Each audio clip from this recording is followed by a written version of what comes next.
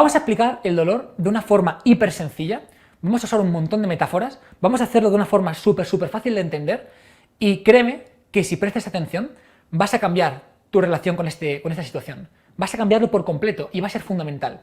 ¿Por qué? Primero, porque algo súper importante que tenemos que tener en cuenta es que cuando tenemos un dolor, esto no implica que haya un daño. Es decir, el primer punto que tenemos que tener en cuenta es que el dolor no implica daño. De hecho, muchas personas, por ejemplo, cuando tienen un dolor en cualquier parte, te duele la espalda, te duele un brazo, un hombro, cuando te duele cualquier cosa, tendemos a tomar malas decisiones. Y una de ellas es la evitación. Es decir, por ejemplo, me duele la espalda, me duele un hombro y trato de evitar gestos que me generan dolor de espalda, gestos que me generan dolor de hombro. Tratamos de evitar todo aquello. ¿Qué es lo que pasa? Que lo que se ha visto es que justamente tomar acciones como por ejemplo evitar, descansar por completo, no tocar, etc., es más problemático en muchos casos que lo contrario. Es decir, evitar el problema y descansar por completo suele generar más problemas que lo contrario, que tocar ese ejercicio. Pero veremos hoy por qué y lo vas a entender perfectamente. Primero tenemos que entender qué es el dolor. Como he dicho, el dolor no implica daño. Y además, daño no implica dolor. Son dos cosas que no tienen por qué ver, o sí, pero normalmente puede que sí o puede que no. Es decir, por ejemplo, hay veces que vemos a personas que tienen un gran daño a nivel articular, por ejemplo, personas que tienen una hernia discal y tienen una invasión del canal medular, personas que tienen problemas graves, personas que incluso han tenido una fractura y realmente es un daño en el tejido, pero no tienen un dolor, no les duele. Y al contrario, contamos con personas, por ejemplo, que les duele algo, les duele, por ejemplo, todo el cuerpo y realmente no tienen un daño, como es, por ejemplo, la fibromialgia. ¿Bien? Esto me recuerda mucho a la típica situación en la que tú, por ejemplo, vas corriendo por el parque, te haces una herida en la pierna y ni te enteras de que tienes una herida, ¿no? Y de repente te sientas, ves la herida y dices, ostras, que me he hecho una herida, que está sangrando. Y entonces, desde ese momento en el que eres consciente de que tienes una herida, es cuando empiezas a darte cuenta de que te duele, de que te molesta, de que te escuece. Pero hasta entonces no. ¿Por qué? Porque realmente que haya un daño no implica que haya un dolor. Y que haya un dolor no implica que haya un daño. Como digo, ¿cómo se explica si no, por ejemplo, que haya personas que tienen problemas a nivel de espalda, con invasiones del canal medular, que es decir, que supuestamente debería ser algo importante, y que no presenten dolor por esta cuestión? De hecho, es muy curioso porque hay muchas veces, por ejemplo, en los que una persona, tú, yo, casi todos los que estamos aquí, tenemos, por ejemplo, una hernia discal. Es lo más normal del mundo, o sea, al final tener hernias discales es súper frecuente. Posiblemente tú y yo tengamos, ya está. Pero ¿cuál es la cuestión? Que no lo sabemos. Entonces muchas veces hay personas que tienen una hernia discal, tienen una lesión, tienen cualquier cosa y no les duele hasta el momento en el que les hacen un diagnóstico del problema que tienen. Típico, por ejemplo, te hacen una resonancia, te hacen una ecografía, te explican que tienes una hernia, te dan la noticia y te dicen, David, señor, señora, tengo que darle una mala noticia, tiene usted una hernia.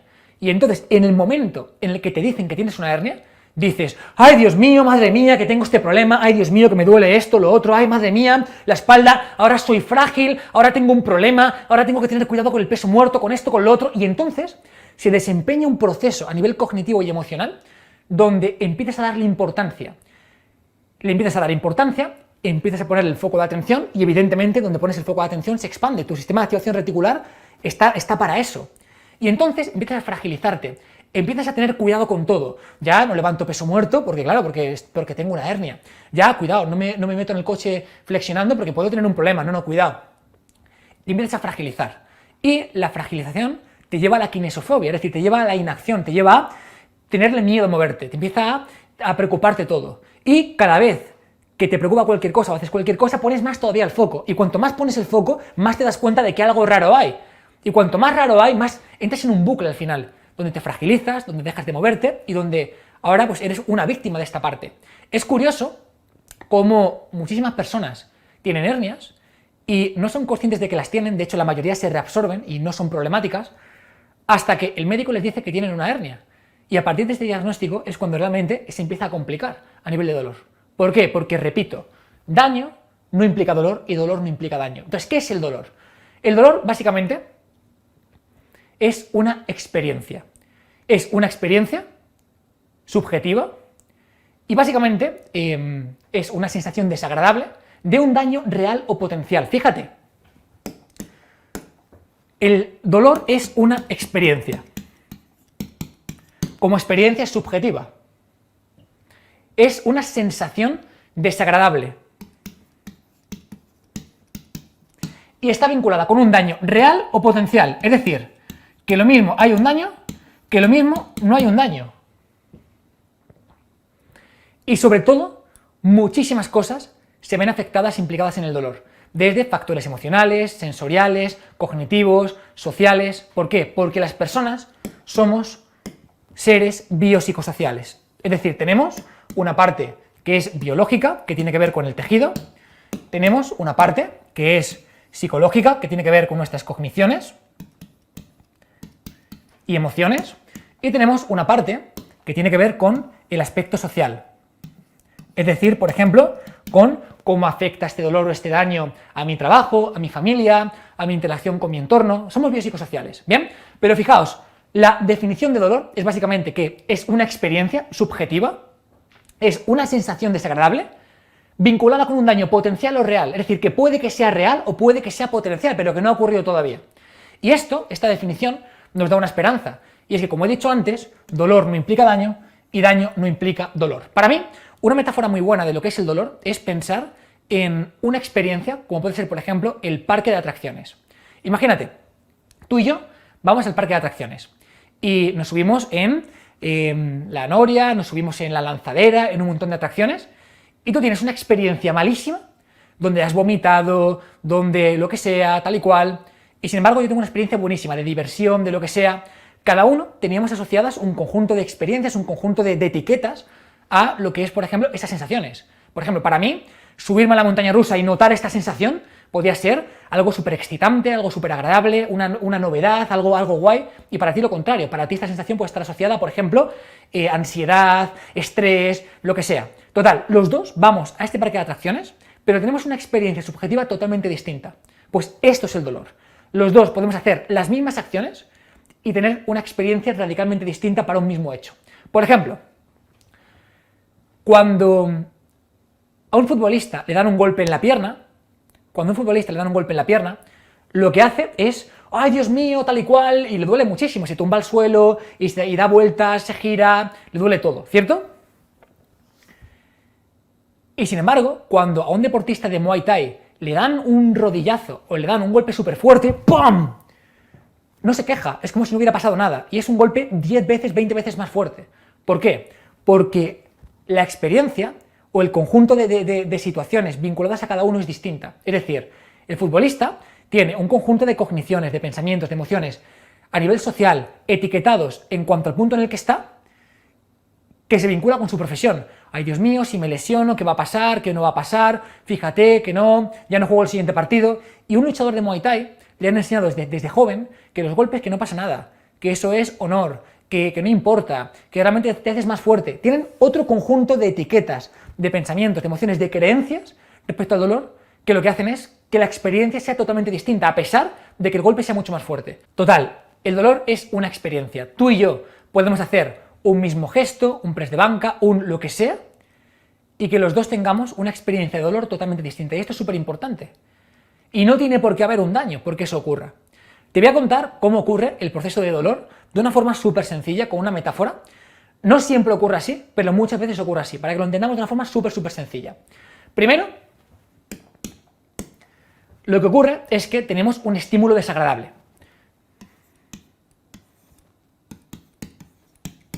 Un estímulo desagradable, ¿vale?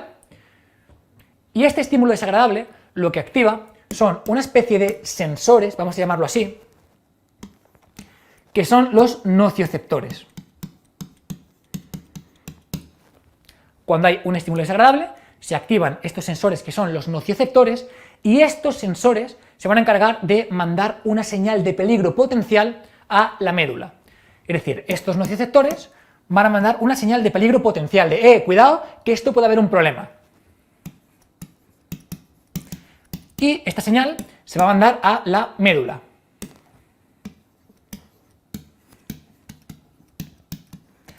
¿Qué es lo que pasa?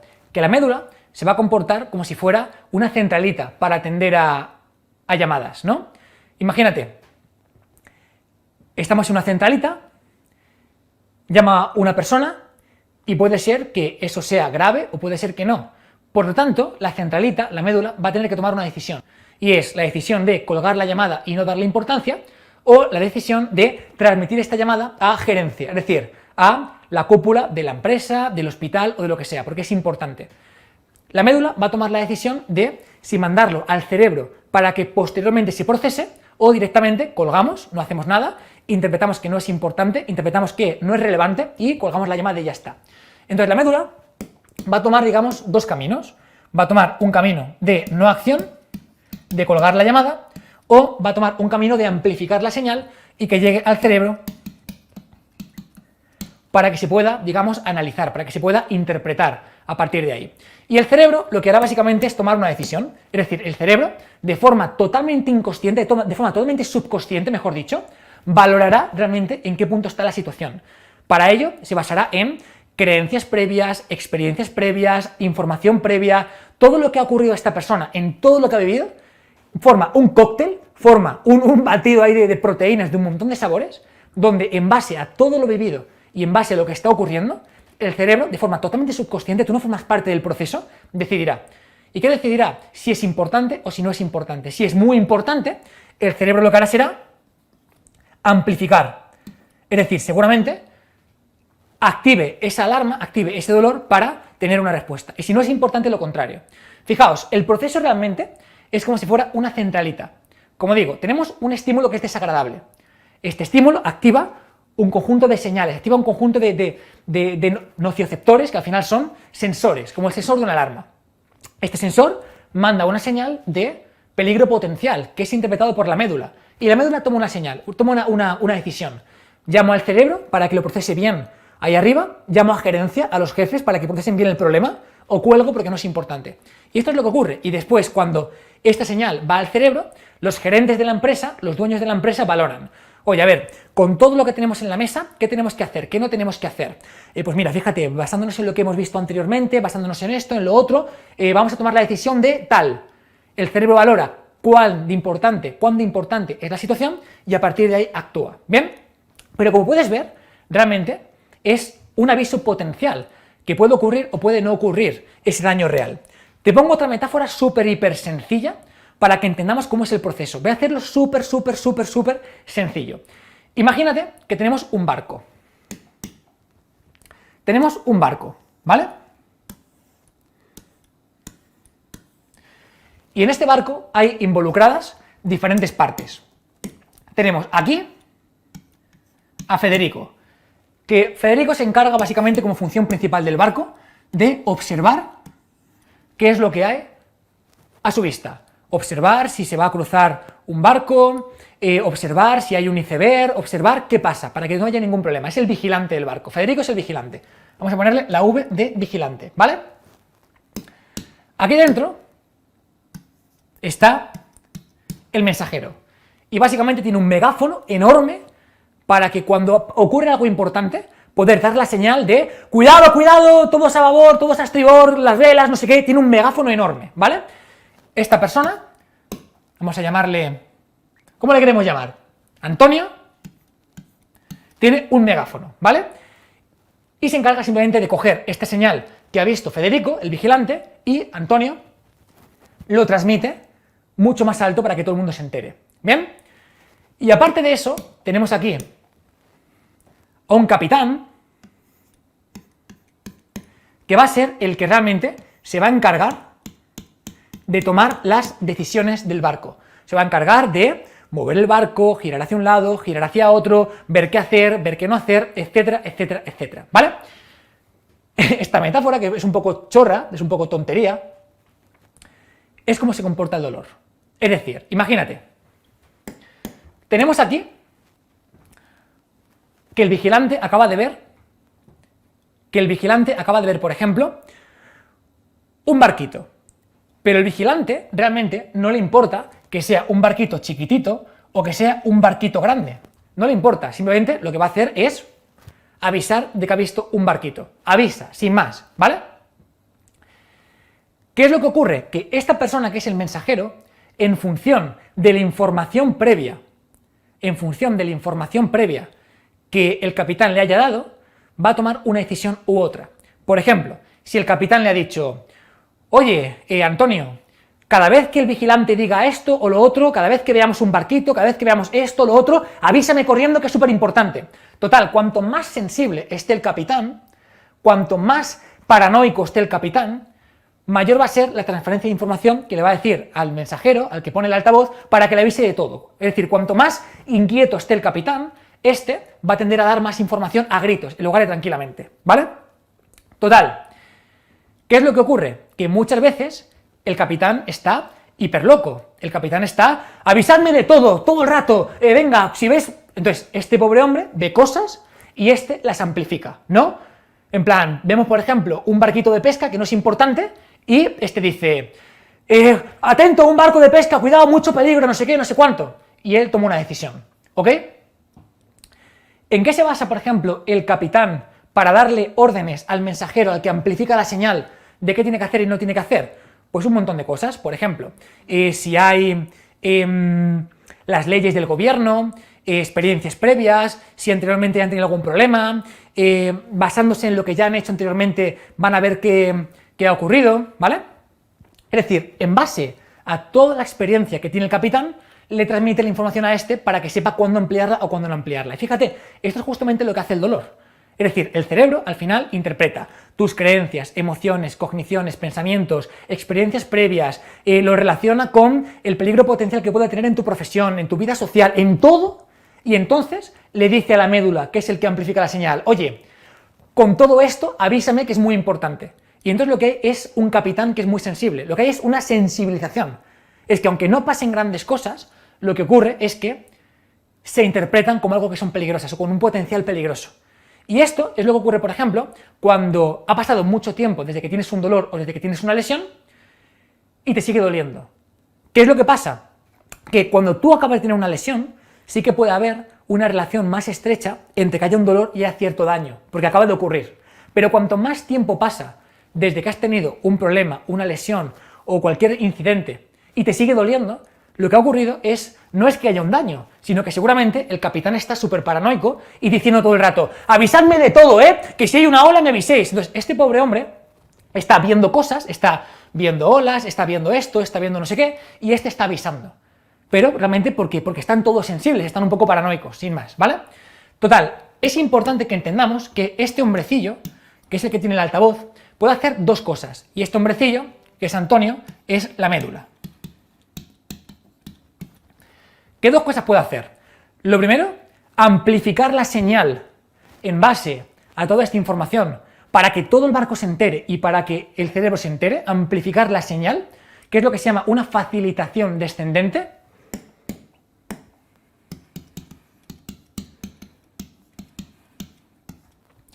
O puede hacer lo contrario, puede, como hemos dicho antes, coger el teléfono y colgarlo porque no es importante, que es lo que se llama una inhibición descendente, es decir, valora que no es tan importante, que el capitán toma una decisión al respecto y por lo tanto hace una inhibición descendente, ¿vale?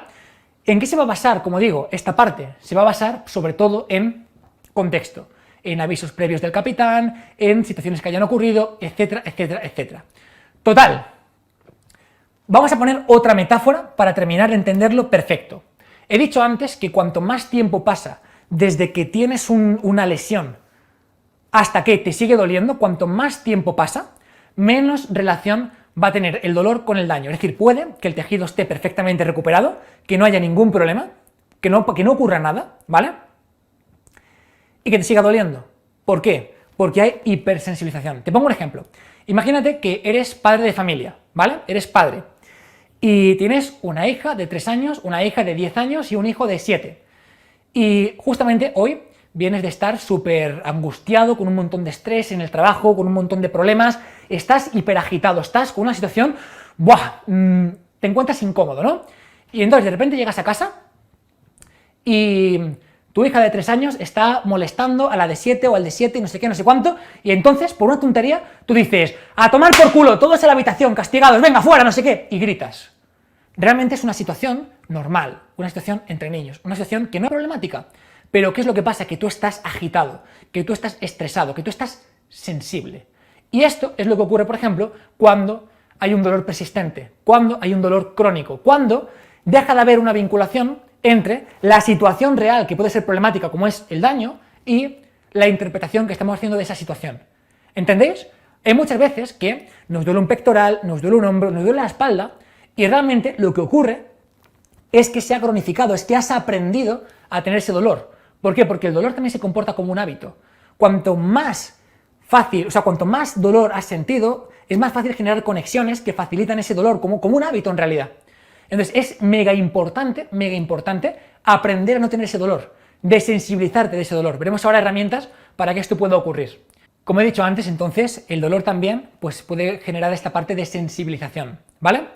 Y me estáis preguntando, ¿vale? ¿Y qué herramientas puedo usar, por ejemplo, para empezar a quitarme este dolor? ¿Te ha pasado alguna vez que te metes en una bañera, por ejemplo, y estás súper caliente, y te metes y haces ¡hostia! ¡Cómo quema! ¿Y no te ha pasado que puedes terminar entrando en esa bañera si metes un poquito, sacas, metes un poquito, sacas y poco a poco te vas habituando? Sí, ¿verdad? El cuerpo tiende a habituarse. Y este ejemplo de la bañera que quema no es más que un ejemplo de cómo poco a poco, si lo haces de forma despacio, te terminas adaptando y deja de quemarte. Pues fíjate, justamente la clave para que poco a poco este dolor deje de persistir, evidentemente va a hacer falta la valoración de un profesional, ir a un fisio, que te valoren, pero justamente lo que va a hacer falta va a ser la habituación, es decir, desensibilizarte, es decir, que esto que está haciendo que la señal esté súper alterada, poco a poco, ¿vale?, se vaya aumentando su umbral, que poco a poco haga falta más para sentir ese dolor. Y eso, por ejemplo, el ejercicio es buenísimo, porque el ejercicio te permite justamente aprender esta parte y desaprender el dolor. Hemos dicho antes que cuanto más generas un hábito, cuanto más conexiones estableces en un hábito, más fácil es hacer ese hábito, y el dolor se comporta parecido. Cuando ya hay un montón de conexiones neuronales respecto a sentir dolor, es más fácil sentirlo que no sentirlo, hay que desaprender ese dolor. Y en ese sentido, este proceso de desaprendizaje, el ejercicio forma parte fundamental en ello, porque te permite desensibilizarte, habituarte, meterte en la bañera y aunque queme un poquito, poco a poco adaptarte. ¿Bien? Entonces, esa parte es súper importante. Evidentemente, todo este proceso que he puesto con el barco, esta metáfora, se puede resumir en cuanto a las decisiones que va a tomar el cerebro y esta interpretación por medio del mensajero que grita o se calla, por medio de una balanza. Hemos dicho antes que el cerebro va a tomar decisiones en base a un montón de cosas. Va a tomar decisiones, por ejemplo, en base a creencias que tenga respecto al dolor. Por eso dije que entendiendo el dolor puedes replantear, reconciliarte con él. Va a depender también de situaciones sociales, emocionales, cognitivos, experiencias. Todo eso forma parte de un paquete que va a regular una balanza. Y esta balanza tiene dos partes. Tiene una parte que son evidencias de inseguridad, es decir, evidencias de amenaza, y otra parte que son evidencias de seguridad. Es decir, por ejemplo, tú cada vez que vives una experiencia, un pensamiento, una cognición o una creencia negativa respecto al dolor, lo que ocurre es que vas poniendo más y más peso en la parte de amenaza. Por lo tanto, lo que ocurre es que el capitán cada vez es más sensible a esta parte, cada vez avisa, permite que el que avisa sea pues mucho más paranoico y que avise mucho antes todo el rato, ¿vale? Por ejemplo, ¿cuáles son estas situaciones de amenaza?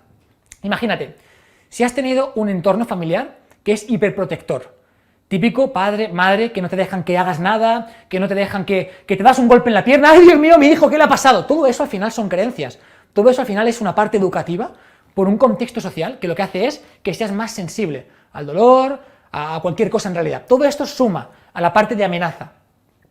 ¿Qué concepto tienes respecto al dolor? Hay personas, por ejemplo, que asumen que el dolor es igual a daño. Si tú tienes la creencia de que si algo te duele estás jodido y estás dañado y lo tienes que arreglar, eso suma evidencia de amenaza. Si tú, por ejemplo, tienes la creencia o la asociación de que tener mala postura implica dolor, eso también son evidencias de amenaza. Si tú tienes la creencia, por ejemplo, de que si algo te duele tienes que dejar de moverte y fragilizarte y tener mucho cuidado porque es peligroso, todo esto son evidencias de amenaza. ¿Y qué es lo que hay que hacer?